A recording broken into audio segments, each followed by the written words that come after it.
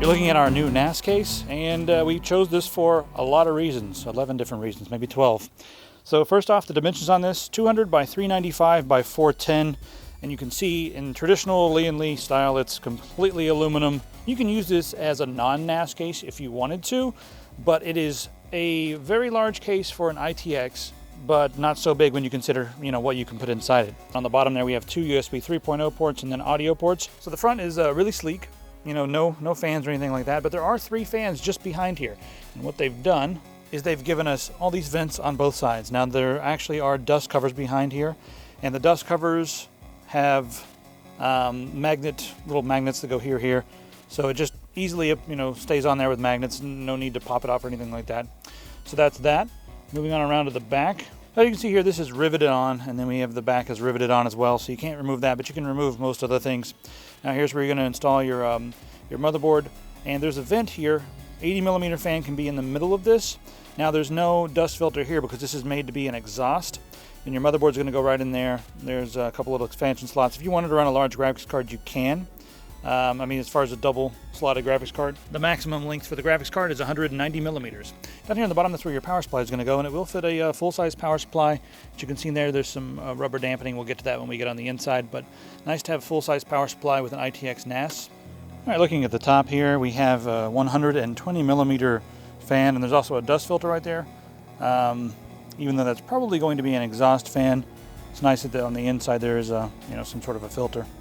So that's there, and then as you can see, brushed aluminum all the way across, and then it curves right here. This is all one big piece of metal, and we just saw how they bent these in their factory, and that video is coming pretty soon. All right, on the other side panel, we have a fan hole for a 120mm fan, and there's not one currently installed there, but you could put one there, and there's also behind that a dust filter, so you can blow onto your components or whatever.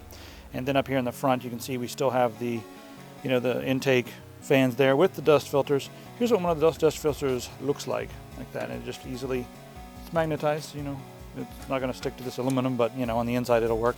So I'm going to go ahead and pull the side panel off. It's really easy with a Lian Li. I can do it with one hand maybe. Yeah, there we go. That's our side panel right there. I'm going to put that down, and then I'm going to get the other side panel off. All right, now you guys can see inside. She's all naked. There's the dust filter, and the 3 120mm fans are right there. Sounds funny when you say it fast. They're all right there. And the front I/O is modular. There's a screw right there. You can take that out. If you wanted to swap that out for a different I/O, you can. So that's kind of interesting. And here we have all the spots for all your hard drives. All these different trays, and everything's toolless, and there are rubber grommets. Actually, like some rubber stoppers for when you slide these in there.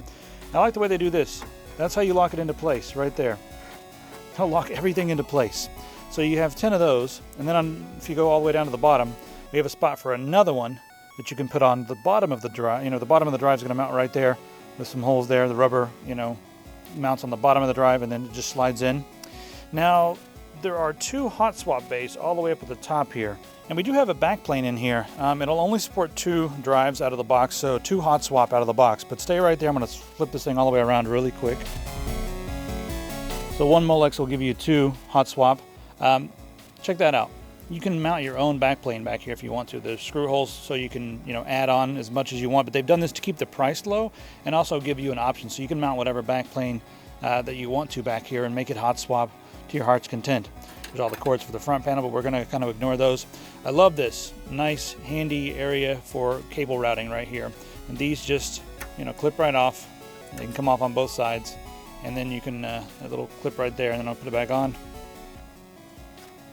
One hand is difficult. There we go, and then you route your cables through the middle, so plenty of room here. Also plenty of room behind the motherboard tray. And speaking of that, let's go ahead and turn it around and take a look at the motherboard tray area. Now on the inside here, you can see that the CPU cooler, there's actually quite a bit of room in there, and you can mount up to a 150mm tower cooling unit on there if you wanted to. As far as the power supply, down on the bottom, as you can see there, it's got a nice area, we can breathe beneath it, and there's also some rubber there that it's going to be sitting on, and that also can be up to 190mm. And then you have your cable routing holes all cut there. So it's not like the craziest case as far as all the different options go, but it is more than enough for a NAS. In fact, this is one of the best home NAS cases that I've seen on the market, especially at this price point. You see, stuff that has 10, 11 bays, and it's going to cost you more than that. So what we're going to do with this is we're going to fill this up with hard drives. We've got lots and lots of hard drives. We're going to fill this entire thing up with hard drives, and then on the bottom here we're going to mount a 2.5-inch drive. I may end up mounting another 2.5-inch drive somewhere else, just with double-sided tape, maybe behind the motherboard tray or something, because you can do that. There's not technically a spot to mount more, but you can mount them up here on the top. I don't know. You can mount them upside down. They're not mechanical, so you can mount them wherever. I'm going to do that and use that for caching, and you guys will see that video coming up very soon. But for now, we have another very sleek utilitarian case from Lian, and I'll be glad to get a NAS build going in this very soon, so stay tuned for that.